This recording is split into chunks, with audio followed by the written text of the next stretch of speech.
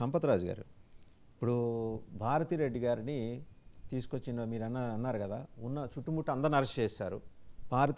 భారతిరెడ్డి గారిని కూడా అరెస్ట్ చేయబోతున్నారు. ఇక పార్టీ అధ్యక్ష బాధ్యతలు ఎవరికి ఇస్తారని చెప్పేసి. So that is their headache.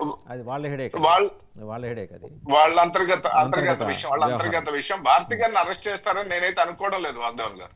ఎందుకంటే ఇప్పుడు దాకా సిట్ చెప్పిన దానిలో భారతి రెడ్డి గారి పేరు లేదు కదా.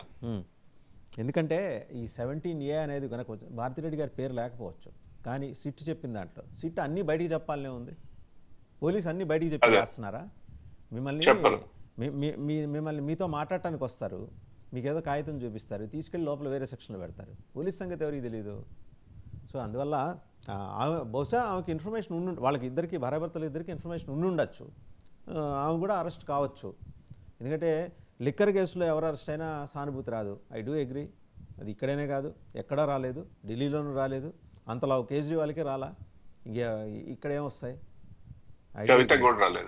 అనేది అదేదో ముఖ్యమంత్రి గారు ఇక్కడ ఉండగానే చేయొచ్చు. జగన్మోహన్ రెడ్డి ఫార్ములానే ఎందుకు ఫాలో అవ్వాలి? ఆయన ఎక్కడో లండన్లో కూర్చొని అరెస్ట్ చేయించినట్టు కాకుండా ఇక్కడ ఉండగానే అరెస్ట్ చేయొచ్చు.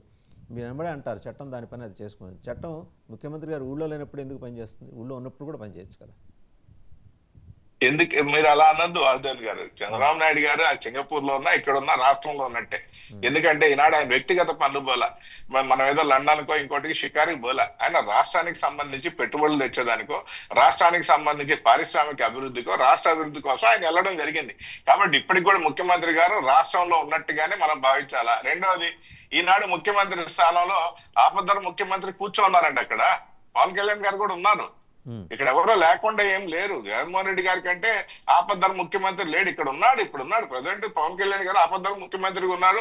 రెండు ముఖ్యమంత్రి కూడా రాష్ట్రానికి సంబంధించి పర్యటన నిమిత్తమే ఉన్నాడే కానీ ఆయన వ్యక్తిగత పర్యటనలో లేడు. కాబట్టి ఈ రాష్ట్రంలో జరిగే ప్రతి పనికి బాధ్యులుగా ముఖ్యమంత్రి గారు, ఆపద్ధర ముఖ్యమంత్రి గారు అందరూ ఉన్నారండి. ఎక్కడికి పోలేదు.